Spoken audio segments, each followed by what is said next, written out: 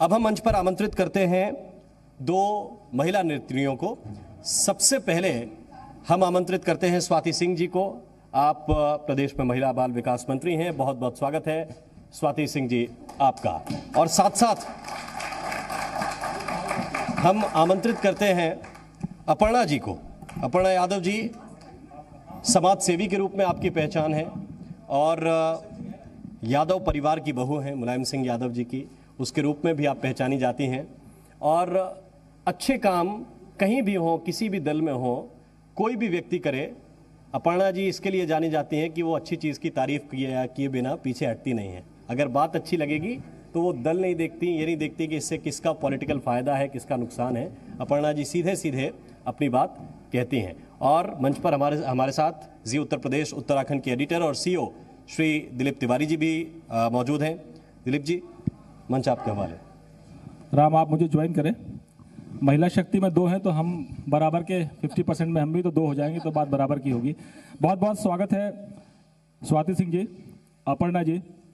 आप सबकी एक पहचान है और सबसे बड़ी पहचान ये है कि उत्तर प्रदेश देश का सबसे बड़ा राज्य है। और मैं कहूँ कि लोग अक्सर कहते हैं कि दुनिया के कई मुल्क जो हैं वो उत्तर प्रदेश में समा जाएंगे, और इतनी बड़ी आबादी है, उसमें कुछ प्रमुख शहर हैं जो महिलाओं के बीच से निकल कर आते हैं। उसमें स्वाति सिंह जी हैं और अपर्णा यादव जी हैं। लोग कहते हैं कि परिवार होता है या बड़े परिवार के लड़कियां हैं, बड़े परिवार की बहुएं हैं तो वो आगे बढ़ती हैं, लेकिन संघर्ष बहुत है। ये जानेंगे अपर्णा यादव से। मुलायम सिंह जी, अखिलेश यादव या खुद इनका परिवार, इनका बैकग्राउंड लोग बहुत जानते हैं इनके बारे में, लेकिन कुछ राज की बात आज जी उत्तर प्रदेश उत्तराखंड के मंच पर हम करेंगे। स्वाति सिंह, बहुत लोग ऐसे होते हैं कि जो राजनीति में होते हैं, विवादों में होते हैं, लेकिन स्वाति सिंह अपने बेबाक बयानों के लिए जानी जाती है।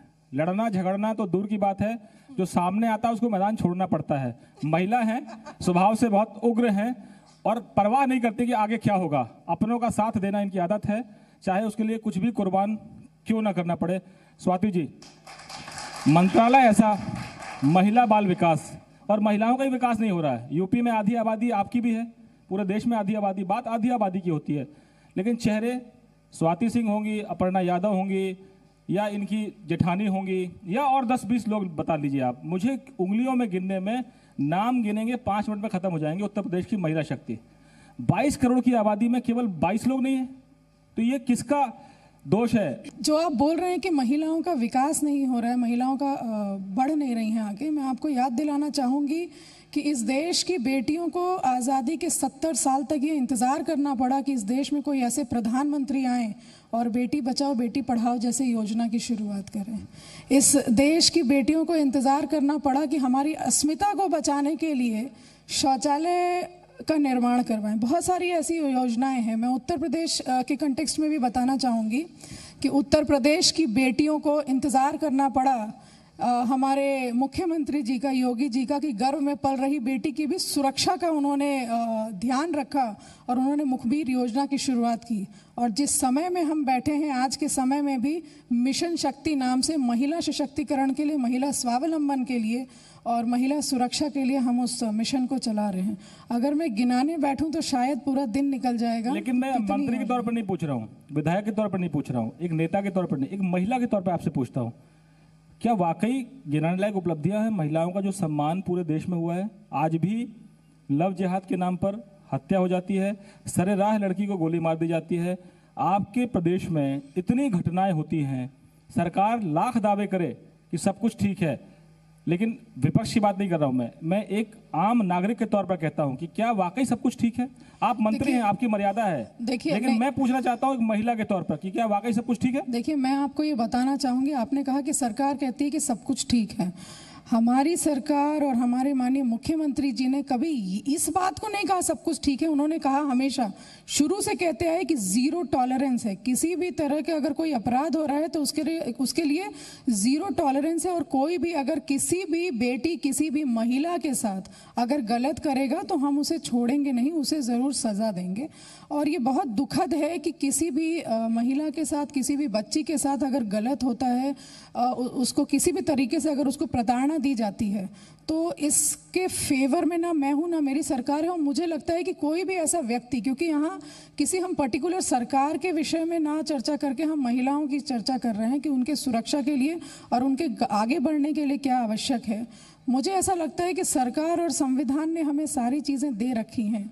ज़रूरी है कि समाज के लोग इतने जागरूक हों कि जो एक सोच है, जो महिलाओं को दूसरी नज़र से लोग देखते हैं, बेटियों को दूसरी नज़र से लोग देखते हैं, कहीं ना कहीं उस सोच को बदलने की ज़रूरत है। और जितनी भी योजनाएं चल रही हैं, जैसे मैं बेटी बचाओ बेटी पढ़ाओ जैसे योजना की बात कर रही थी, उसमें अवेयरनेस प्रोग्राम्स होते हैं, तो वो कहीं ना कहीं समाज के सोच को बदलने के लिए इस तरह की योजनाएं चलाई जा रही हैं।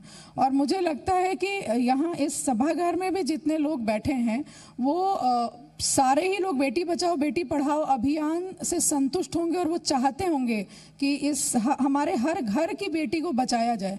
क्योंकि हम जब हमारी बेटियां घर के बाहर जाती हैं तो उस समय उनकी सुरक्षा को लेकर हमारा कंसर्न रहता है। और ये भी कहना गलत नहीं होगा कि योगी जी के सरकार में सुरक्षित हैं बेटियां।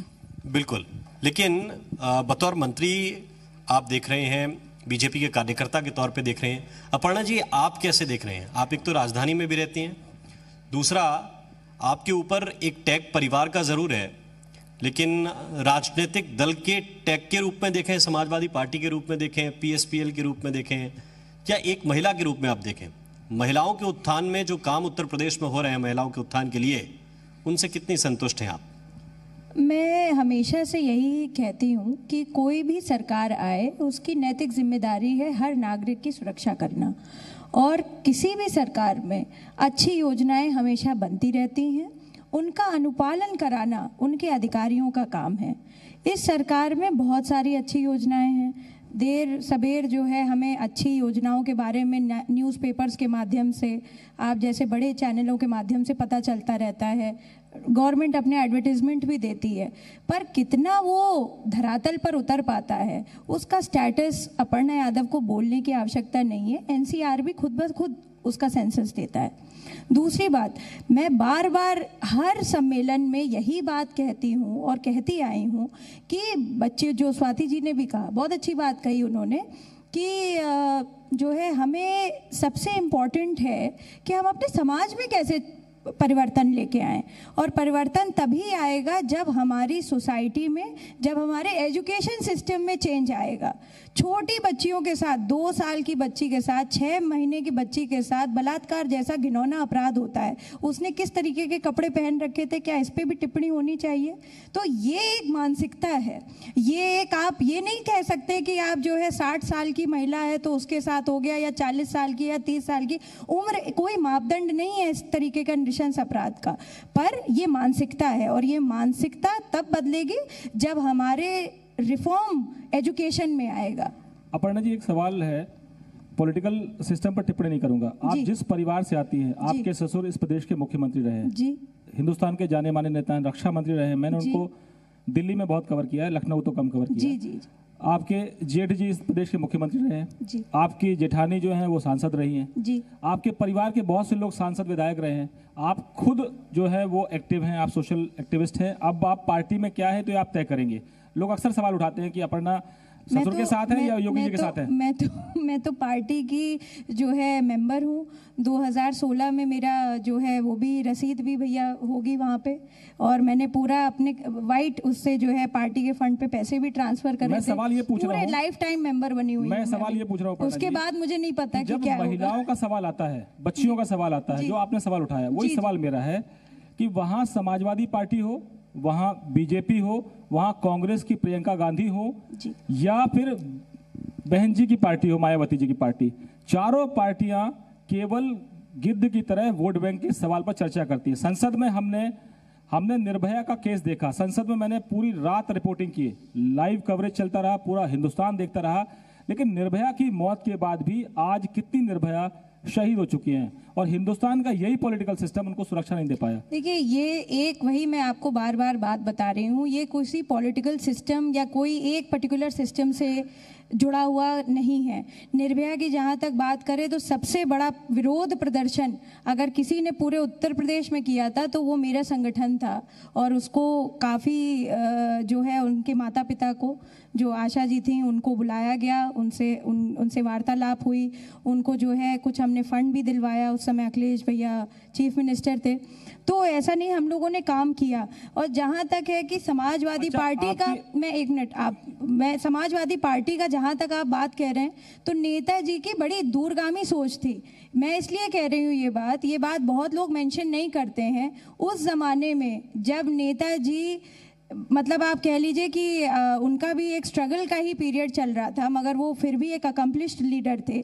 उस ज़माने में उनकी इतनी दूरगामी सोच थी कि उन्होंने फूलन देवी जैसी महिला को बकाया टिकट दे करके जितवाया भी, और एक दलित महिला को जो है एमपी बनवाया। इससे बड़ी बात क्या हो सकती है? आप सोचिए ना, आप ये सोचिए कितने, आप एक मिनट, सवाल मेरा यहाँ बनता है। नहीं, बहुत बड़ी बात है ये। आप ये बताइए ना, कोई एक ऐसा रेप विक्टिम बता दीजिए जिसको किसी भी पार्टी के दल ने टिकट दिया हो और वो चुनाव जीत करके पार्लियामेंट में पहुंचा हो, तो इससे बड़ा। आपके राइट हैंड में बैठी हैं स्वाति सिंह जी, उनकी पार्टी कहती है, सुनिए, नहीं, उनकी पार्टी कहती है कि ये वही मुलायम सिंह है जो कहते हैं लड़कों से गलती हो जाती है। देखिए, वो एक सवाल पे और वो एक जवाब पे उसका टिप्पणी और उसका शोषित जो भी एक जवाब का जो प्रत्युत्तर दिया नेताजी पे, उस पर मैं कमेंट नहीं करना चाहती हूँ, पर मैं एक सोच की बात बता रही हूँ।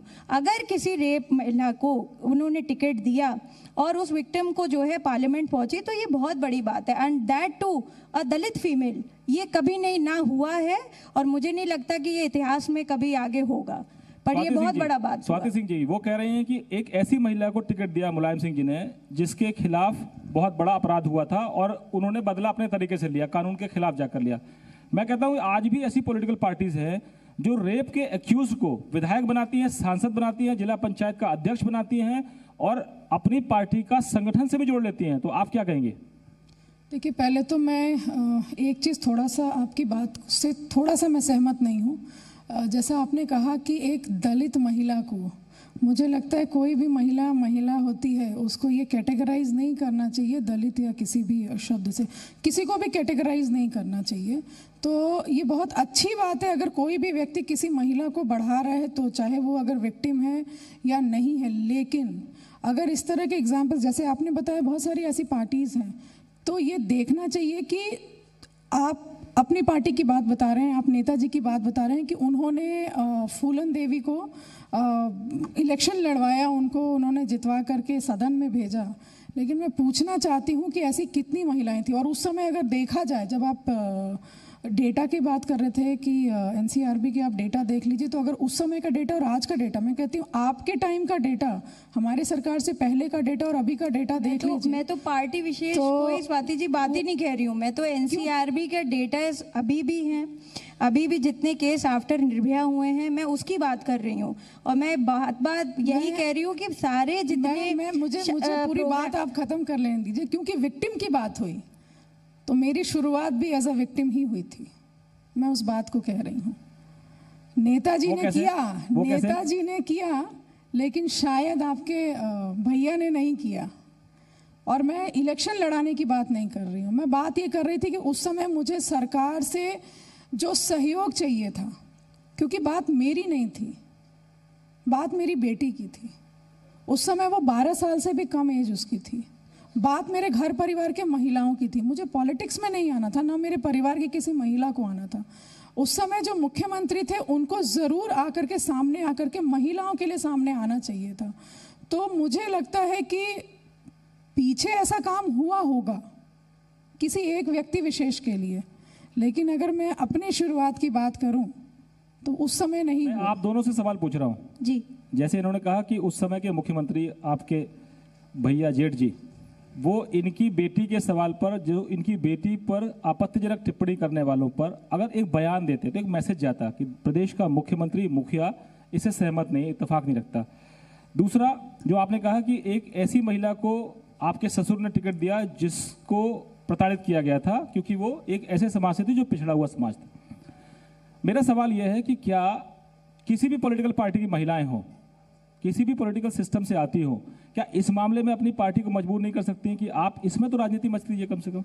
बिल्कुल कर सकती हैं और करना भी चाहिए। और मैं तो हमेशा बोलती रहती हूँ इस बात पे, मैं तो बड़ी मुखर रूप से बोलती हूँ कि पार्टी पॉलिटिक्स किसी भी महिला को लेकर के नहीं होनी चाहिए, बच्चे को लेकर के नहीं होनी चाहिए, और इस तरीके के जघन्य अपराध में तो बिल्कुल नहीं होनी चाहिए, चाहे किसी भी पार्टी की महिला हो या फिर कोई भी अन्य महिला भी हो। जैसे उन्होंने कहा, मैंने दलित बार बार इसीलिए बोला क्योंकि फूलन देवी का एक रिकॉर्ड बताया जाता है, तो उनको एक संबोधन भी किया जाता है कि क्योंकि वो समाज से थी, इसलिए मैंने बोला मेरा। और कोई इनकी बेटी के मामले में आप समर्थन करेंगे इनका?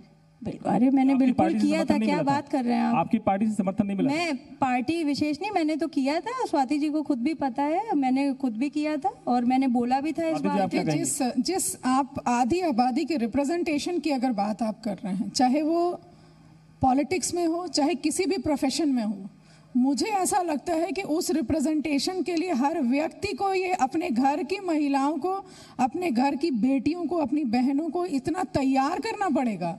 इसीलिए समाज में सोच बदलने की जरूरत है, फिर हमारा रिप्रेजेंटेशन आधा रहेगा हर जगह। हम तो सोच बदल चुके हैं, इसलिए आप दोनों को बैठाए हैं यहाँ पर। मैंने कहा हर व्यक्ति को अपने घर से इसकी शुरुआत करनी पड़ेगी। हमने अपने घर से कर दी है। तो अगली बार हम ये एक्सपेक्ट करेंगे कि आपके घर का कोई व्यक्ति। चाहता हूँ कि मैं 3 बेटियों का पिता हूँ और मैंने उन पर कोई बंदिश नहीं डाली है, और मैं मंच से ये कह रहा हूँ कि मैं एक पत्रकार नहीं, पिता भी हूँ, और मैंने उनसे कहा है कि ये देश, ये पूरी दुनिया जैसे तुम चाहो वैसे चलो, कोई बंदिश नहीं है। मैं साधारण नागरिक हूं, आम आदमी नहीं कहूंगा क्योंकि आम आदमी एक पार्टी है। दिलीप जी, मैं ये बात किसी आपके लिए या अपने लिए नहीं कह रही हूँ। होता ये है कि जब आप कभी भी देखिएगा कोई ऐसी विक्टिम है, चाहे रेप के केसेस हो रहे हैं, मोलेस्टेशन के, स्टॉकिंग के, सबसे पहले घर परिवार में होता क्या, हम लड़की को दबा देते हैं, बाहर नहीं बताना, बदनामी हो जाएगी, पुलिस केस नहीं करना, बदनामी हो जाएगी। हम क्यों नहीं बोलते हैं कि समाज इसमें आगे आए और कहे कि लड़की की नहीं, लड़के की बदनामी होगी, उस लड़के को सामने ले आओ, उसको जो सजा देनी है दो। आप अपनी बच्ची का कॉन्फिडेंस तो घर में ही खत्म कर दे रहे हैं, उसकी हत्या तो आप घर में कर दे रहे हैं, वो बच्ची बाहर जाकर कैसे बोलेगी? तो कम से कम आप अपनी बेटी को इतना मजबूत तो बनाइए कि अपनी बात रख सके। जिस बच्चे को माँ बाप उसकी बात नहीं सुन रहे हैं, उसकी फीलिंग्स को आप नहीं एक्सेप्ट कर रहे हो, दूसरा कोई क्या करेगा? उस सोच को बदलने की जरूरत है। बिल्कुल बदलाव की ज़रूरत है। और उत्तर प्रदेश में समाजवादी पार्टी कह रही है कि वो सरकार बदल देंगे। अपर्णा जी, एक सवाल आपसे है। मुलायम सिंह यादव तो समाजवादी पार्टी के सर्वमान्य नेता हैं, आप लीडरशिप के मामले में अखिलेश यादव के नेतृत्व के ज़्यादा करीब पाती हैं खुद को? बतौर नेता आप उनको ज़्यादा अच्छा मानती हैं या शिवपाल यादव जी को ज़्यादा अच्छा मानती हैं? वो चाचा हैं, दोनों को आपने चाचा तो हैं ही हमारी पार्टी में, उनकी तो अलग पार्टी है ना जी। तो उनको बतौर नेता, 2 नेताओं के बीच में परिवार के दोनों नेता हैं। ये परिवार के दोनों नेता हैं, मगर जहाँ तक समाजवादी पार्टी का सवाल है, उसमें नेताजी का शीर्ष नेतृत्व है और अभी भी उनके पास जो है वो संरक्षक की भूमिका में है। जितना भी जो भी कुछ आपको दिख रहा है वो सब कुछ अखिलेश भैया सब कुछ डिस्कशन बतौर करते हैं नेताजी के साथ। और फिलहाल अभी उनकी तबीयत बहुत ख़राब हो गई थी, कोरोना भी हो गया था उनको, पर तब भी जो है वो अपनी इस कोरोना की जंग में जीते।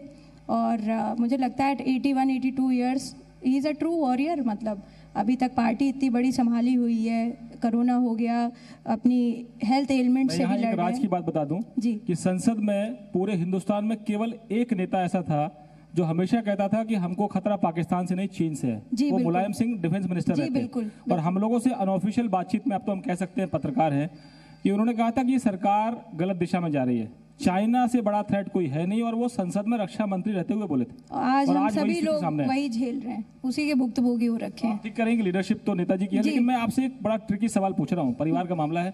जब आप गौ सेवा करती हैं, योगी जी की तारीफ करती हैं, योगी जी आपके घर जाते तो लोग समझ नहीं पाते कि आप किस पार्टी में। अरे भाई देखिए, सबसे पहले तो मुझे ये बोलना है कि योगी जी जब चीफ मिनिस्टर के पद पर आसीन भी नहीं थे, पदासीन भी नहीं थे। उत्तराखंड का रिश्ता है क्या? अरे अब वो उत्तराखंड के, इसमें मैं क्या कर सकती हूँ? मेरे पिताजी, मेरा अंजल पानी तो सब लखनऊ का ही है, पैदाइश लखनऊ की है, सब कुछ पढ़ाई लिखाई सब कुछ मेरी लखनऊ की है, तो मैं तो यूपी वाली हूँ।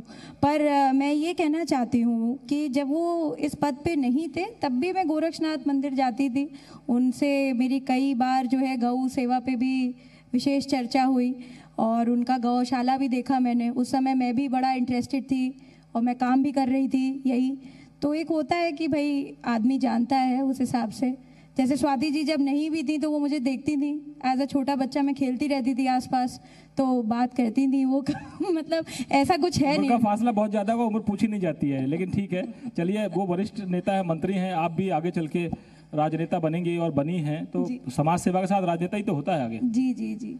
स्वाति जी, अक्सर ये सवाल उठता है कि आपका विरोधी कौन है। पार्टी में एक ताकत है, मुख्यमंत्री तो आपके योगी जी हैं, लेकिन विपक्ष कहता है कि अब की बार साइकिल 5 कालिदास मार्ग में जाएगी। काम इनका बोल नहीं रहा है मौजूदा सरकार का, तो अखिलेश यादव सत्ता में आना चाहते हैं, बुआ जी नाराज हो गई हैं संगठन। तो आपके लिए फ़ायदा क्या है कि बुआ और भतीजे में लड़ाई हो, फिर वहाँ से अरविंद केजरीवाल मफलर और टोपी के साथ देखने लगे उत्तर प्रदेश।